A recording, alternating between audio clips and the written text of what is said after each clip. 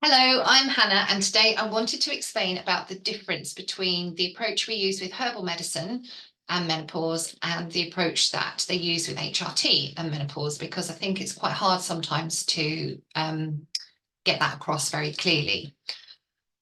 So first of all, I just want to explain briefly what menopause is as I see it. So we all know about the physical symptoms that you can get.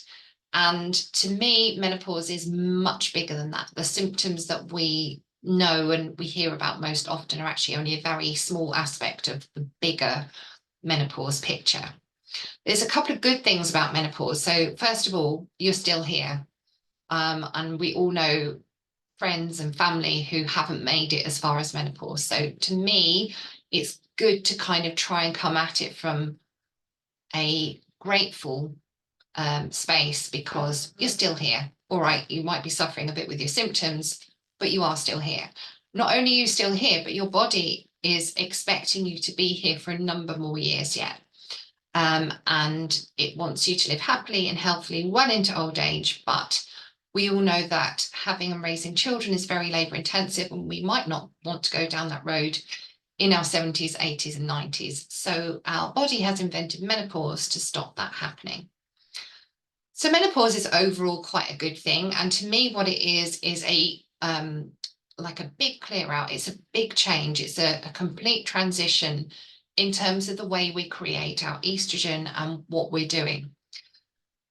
In menopause, we are calming down production of the most potent form of estrogen, which is the one we need for our monthly reproductive cycles, and one that we need that will help us to get pregnant if that's what's meant for us. When we reach menopause, we don't need to be in the childbearing space anymore. So we calm down that production of that very potent form of estrogen, but at the same time, our adrenal glands increase production of lesser potent forms of estrogen, which are there to protect our health into old age.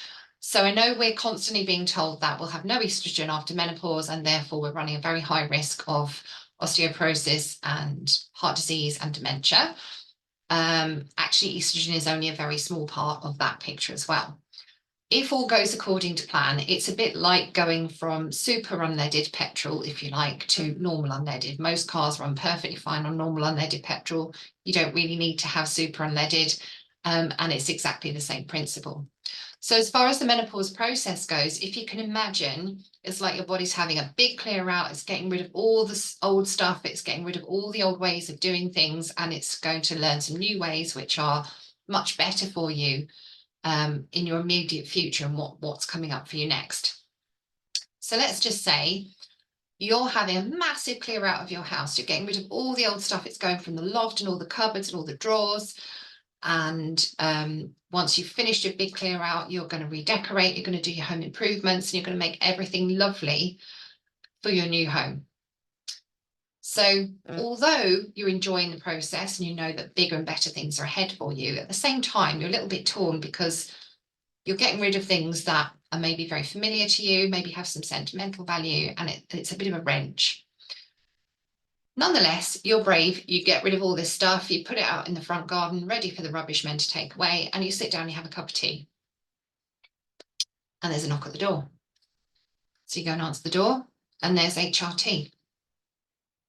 But it's not just HRT. HRT has brought all the junk that you just cleared out, all your old estrogen, and gone, you just thrown all this out? What are you throwing this out for? You need it, don't you? Here, let me bring it all back in and put it all back where it was. And half of you goes, do you know what, actually, I did really like that stuff.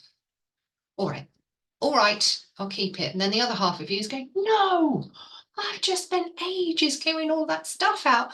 I don't want the junk. That's why I've got rid of it. I don't want that estrogen. I don't need it anymore.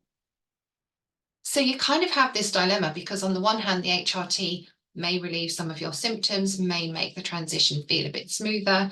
On the other hand, on a deeper level, your body's going, I'm getting rid of the estrogen. I don't need so much estrogen anymore. And you're just topping that up again. What am I supposed to do? And this is partly why I think some women really struggle with side effects from taking HRT. Partly, I think it's because There's not enough knowledge or wisdom around correct prescribing of HRT, but also I think your body simply doesn't want extra estrogen at a time when it's trying to calm down your levels of estrogen. On the other hand, if you were to do this massive house clear out, start doing your home improvements, and you're sitting down, you're having a cup of tea, and there's another knock on the door, and that knock is from herbal medicine. Herbal medicine is going to come and help you in quite a different way because it hasn't brought all the junk back to the doorstep ready to bring into your home.